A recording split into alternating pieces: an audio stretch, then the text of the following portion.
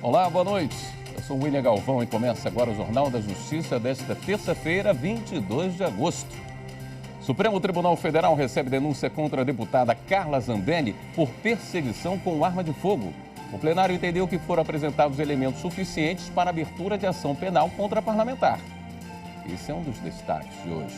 E você acompanha também nesta edição. STF prorroga investigação contra o empresário Luciano Hang por participação em grupo de WhatsApp com suposto teor antidemocrático. Plenário do Supremo referenda a decisão que determinou a adoção de providências para acolhimento da população de rua. E ainda, Superior Tribunal de Justiça entende que julgamento de habeas corpus contra processo penal militar é de competência do STF.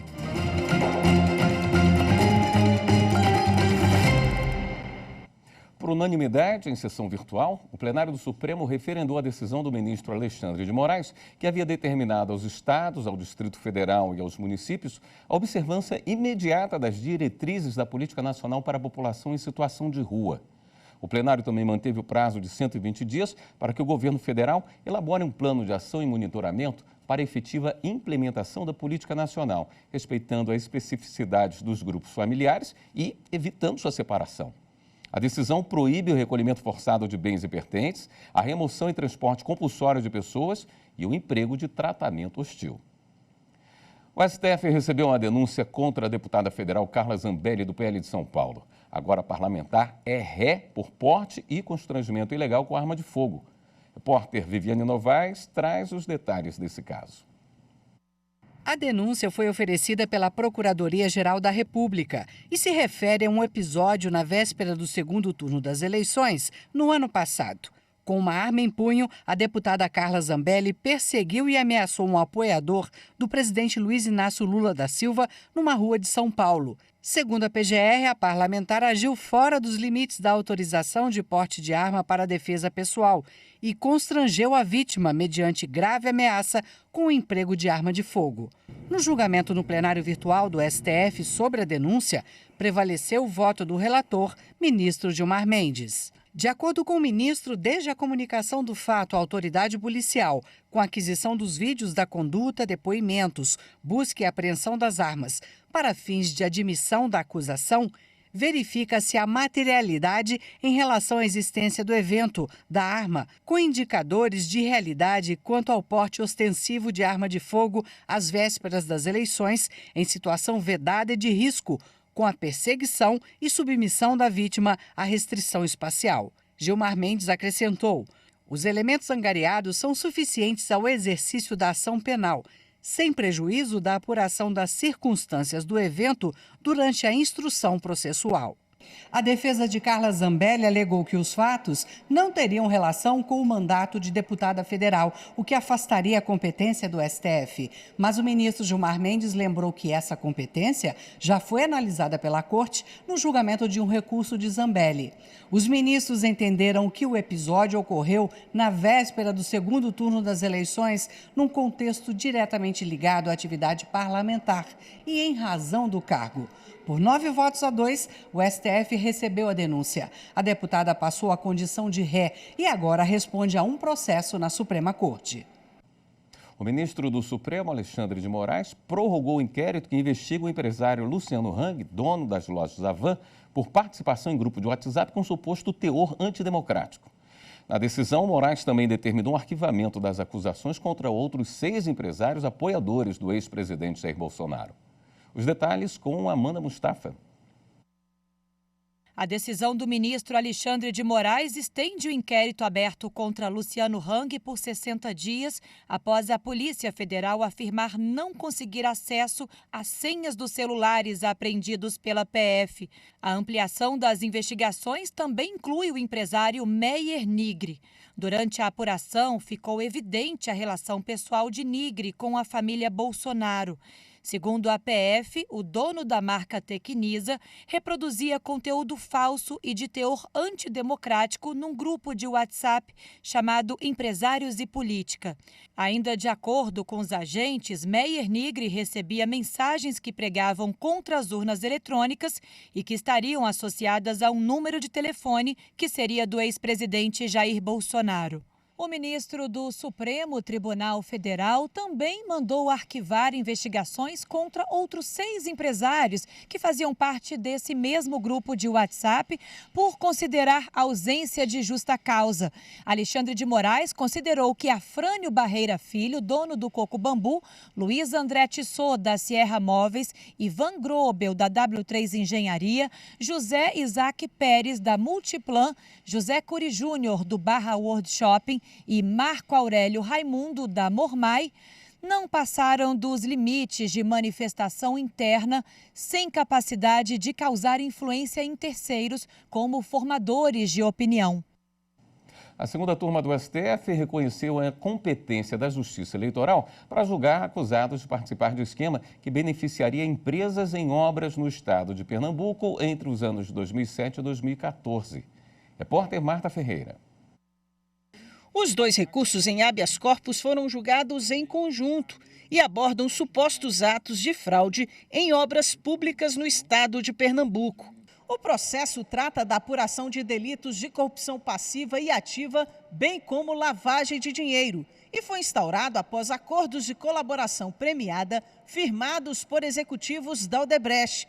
O caso está tramitando na Justiça Federal, mas a defesa dos 2 envolvidos queria levar para a Justiça Eleitoral, alegando que há indícios da prática de crimes eleitorais conexos aos crimes comuns em investigação. Neste caso, me parece que cabe sim a análise dos elementos probatórios para se verificar a probabilidade da existência de um crime eleitoral, como toda prova é nesse sentido produzida. O Ministério Público Federal se manifestou contra o pedido da defesa. Não há elemento que autorize uma decisão dessa corte em favor do paciente de que ele cometeu algum crime conexo ao crime eleitoral. O relator dos recursos é o ministro Edson Fachin, que não aceitou o pedido da defesa por entender que não há, nos 2 casos, conexão de delito eleitoral a atrair a competência da Justiça Especializada. Que eu reproduzo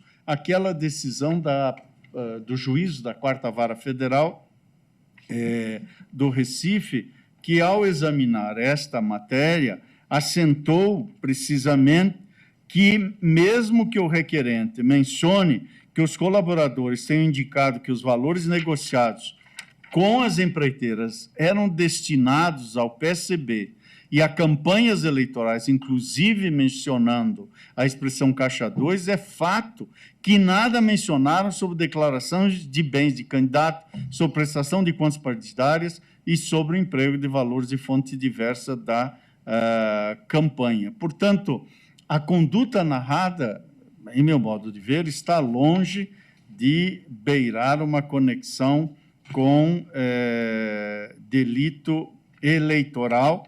O ministro Gilmar Mendes abriu divergência e foi seguido pelos ministros Nunes Marques e Dias Toffoli. Assim, a segunda turma, por maioria, decidiu que o caso será encaminhado para a Justiça Eleitoral. Por maioria, a turma deu provimento aos agravos regimentais para o fim de reconhecer a competência absoluta da Justiça Eleitoral, vencidos os ministros relator e André Mendonça. Também por maioria, a turma rejeitou a proposição de habeas corpus de ofício para trancamento da investigação por violação da duração razoável da investigação. Vencidos no ponto o ministro proponente, Gilmar Mendes, e o ministro presidente Dias Toffoli. O Conselho Nacional de Justiça analisou nesta terça-feira o caso de um magistrado do Tribunal de Justiça de Alagoas acusado de ser imprudente na liberação de alvarás. Os detalhes com o repórter Renato Rosa. Os conselheiros avaliaram a atitude de um juiz de Alagoas, que, segundo a denúncia, teria deixado de perceber a instalação de uma organização criminosa no Tribunal de Justiça. O pedido foi de revisão disciplinar, porque em Alagoas foi aplicada a pena de advertência pelo magistrado ter agido sem prudência na expedição de alvarás de valores, entre outras medidas. A AMB, Associação dos Magistrados Brasileiros, defendeu a conduta do juiz. Não houve o dolo específico do tipo e nem tampouco qualquer má-fé do magistrado. O magistrado não recebeu qualquer valor. Não há qualquer documento nos autos que diga que o magistrado tenha se beneficiado de qualquer decisão de natureza estritamente jurisdicional. Mas, por unanimidade, os conselheiros seguiram o voto do relator pela revisão disciplinar, sem afastar o magistrado das funções. Aplicando procedimento incorreto e de forma reiterada, ao menos 3 hipóteses, em processos de execução de título extrajudicial, causando grave prejuízo em razão de sua omissão em coibir golpes que somente se realizaram por conta da sua inação. Também não tomou as providências necessárias para obstar de imediato as fraudes, mitigando os danos. Em outro caso, o CNJ decidiu aposentar compulsoriamente um desembargador de Alagoas. De acordo com a notícia apresentada ao Conselho, o desembargador, durante plantão judicial, sem a necessidade de urgência, beneficiou indevidamente o município de Delmiro Gouveia no recolhimento de receitas tributárias. O prejuízo foi evitado porque a decisão do desembargador foi derrubada no Supremo. A seguir, cantor Netinho de Paula tem valores penhorados para pagamento de indenização. Voltamos em instantes.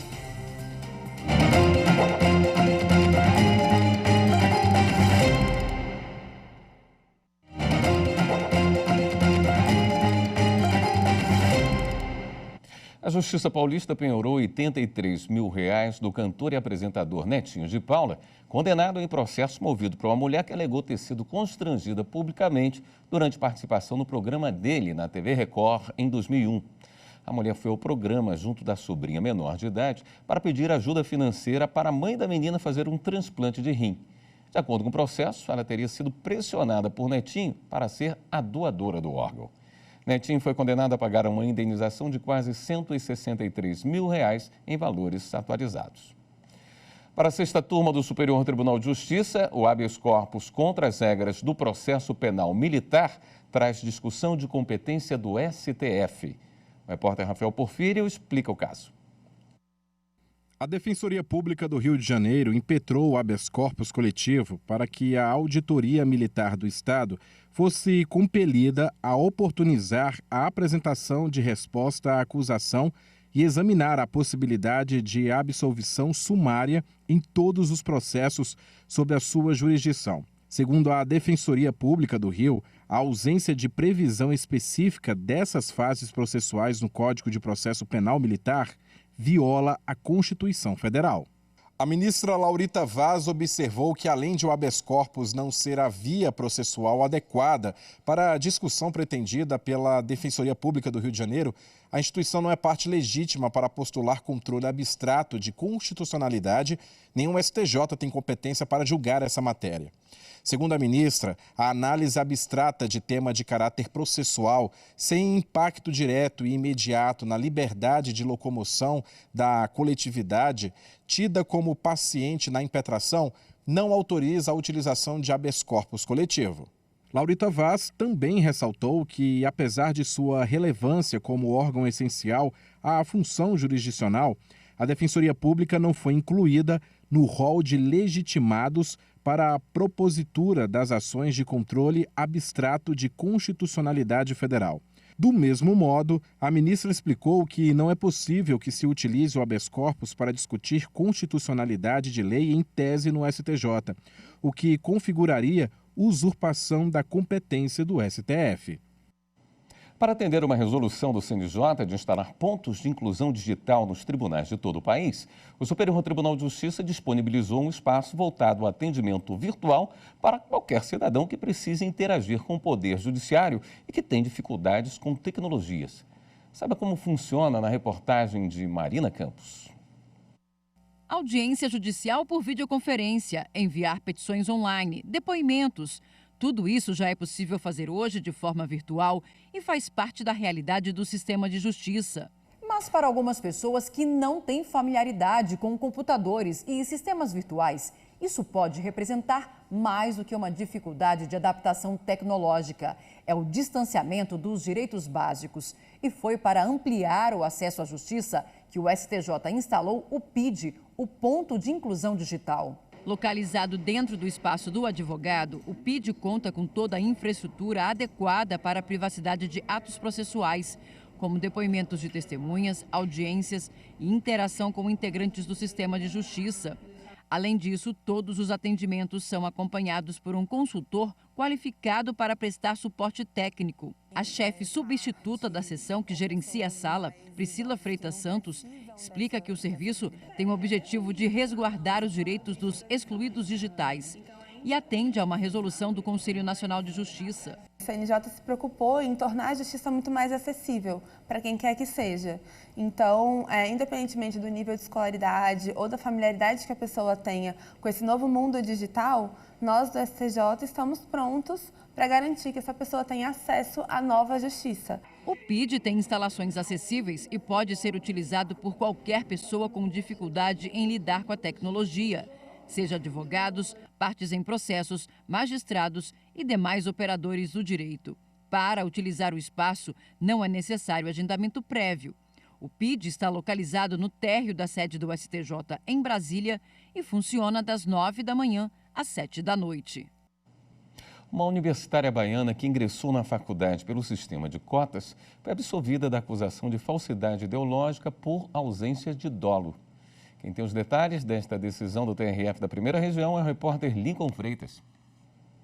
Uma estudante foi acusada pelo Ministério Público Federal do crime de falsidade ideológica por ter, indevidamente, se declarado parda e conquistado vaga na Universidade Federal da Bahia pelo sistema de cotas raciais. Acontece que, de acordo com o relator do caso no TRF da Primeira Região, desembargador federal Wilson Alves de Souza, para que o crime de falsidade ideológica se concretize, é necessário comprovar que a universitária agiu de forma dolosa ao se autodeclarar parda no formulário étnico-racial expedido pela universidade, o que, segundo o relator, não se confirma. Para o magistrado, não houve dolo, porque a estudante, devido ao contexto familiar e social, se entende como parda, por pertencer à família miscigenada, ser filha de indivíduos pardos e ter frequentado escola pública. A absolvição foi acompanhada pelo colegiado. A segunda turma do TST rejeitou o exame do recurso de uma indústria de transformadores elétricos do Paraná contra a condenação ao pagamento de indenização por dano moral a um programador que ficou incapacitado para o trabalho em razão de distúrbios psíquicos. Rafael Oliveira explica esse caso. Na ação trabalhista, o profissional alegou que acumulava funções na empresa e que foi afastado por 9 meses após ser diagnosticado com depressão grave e TOC, transtornos obsessivos compulsivos. O resultado dos laudos periciais atestou que ele estava incapacitado para as atividades e que os distúrbios eram decorrentes do trabalho. Ao voltar, tinha sido substituído e, por ter ficado sem função, disse que passou a ser ignorado pelo gerente. Também falou que passou a ser chamado de louco por colegas e que a empresa não adotou medidas para conter os abusos. O empregado foi demitido no ano seguinte. Em defesa, a empresa alegou que os laudos não tinham fundamentação para caracterizar o nexo de causalidade entre a doença e o trabalho. Também sustentou que não tinha responsabilidade pela situação, pois não havia praticado nenhum ato ilícito. Em primeiro grau, o pedido do empregado foi aceito. O Tribunal Regional do Trabalho da 9ª Região no Paraná manteve a sentença. O TRT acolheu os pedidos de indenização por assédio e dano moral com base nos laudos periciais e nas provas, e o pagamento de pensão mensal correspondente à incapacidade no percentual de 60% enquanto durasse a limitação. Ainda de acordo com o TRT, o ambiente de trabalho havia contribuído para o desenvolvimento do estado depressivo grave e do TOC, em razão do acúmulo de serviço, da sobrecarga de trabalho e das cobranças excessivas. Com isso, a Contrafo foi condenada ao pagamento de indenizações no valor de R$15 mil por assédio moral e R$50 mil por dano moral. O caso chegou ao Tribunal Superior do Trabalho. A empresa recorreu pedindo a revisão do valor da condenação, mas a relatora do recurso, ministra Maria Helena Malman, explicou que a medida somente é possível quando a importância é considerada exorbitante ou insignificante. Para a magistrada, o valor de R$50 mil é compatível com a extensão do dano, a capacidade financeira da empresa, conduta, o nexo causal e o caráter pedagógico da sanção. Assim, a segunda turma do TST rejeitou o recurso da empresa e manteve a condenação. A decisão foi unânime. Com apoio de urnas eletrônicas da Justiça Eleitoral, terra indígena em Santa Catarina promove eleição. Assunto para o próximo bloco. Até já.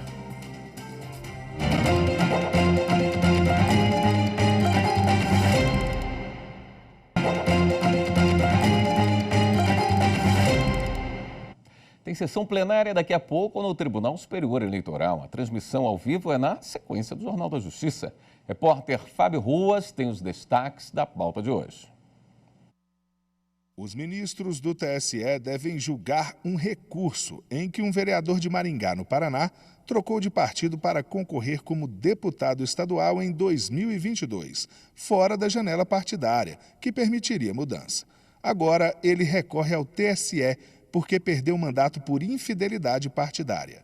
Em outro caso, a Justiça Eleitoral goiana cassou o mandato de um vereador, porque ele não prestou contas de campanha em 2018.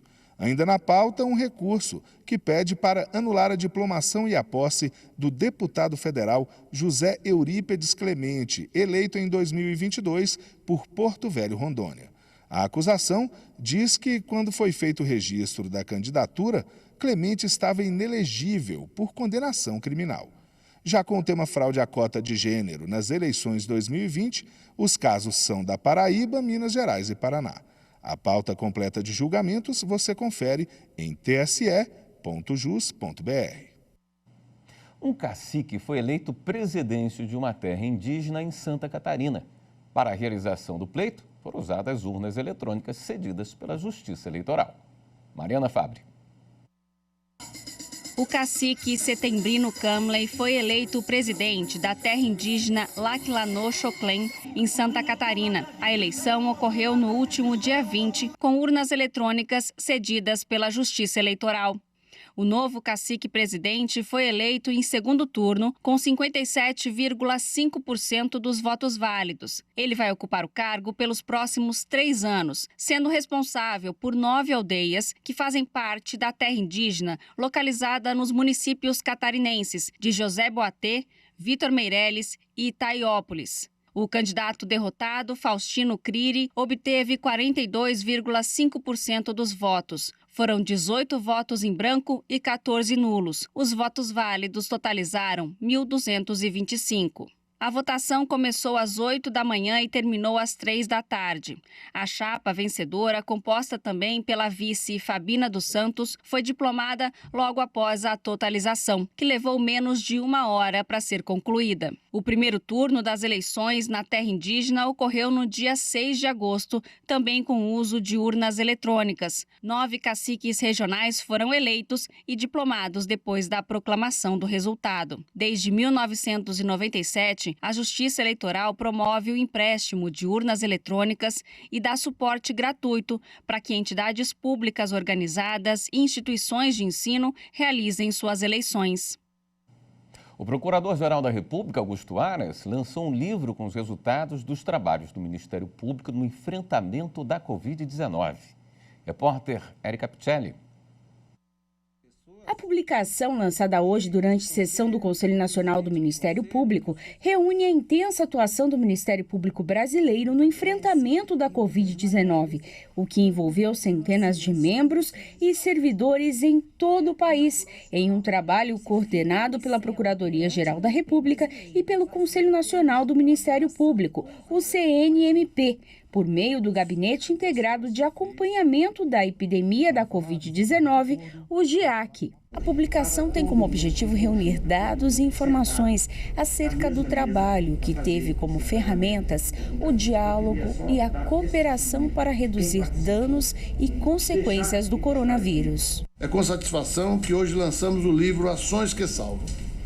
Como o Ministério Público se reinventou para enfrentar a Covid-19. A obra agora lançada nos transporta para aquele momento desafiador em nossa história, em que o mundo foi abalado por uma pandemia sem precedentes. Além da versão impressa, o livro pode ser acessado no formato virtual nos sites dos órgãos de todo o MP brasileiro. Também pela internet, é possível consultar documentos e referências a respeito de cada atuação.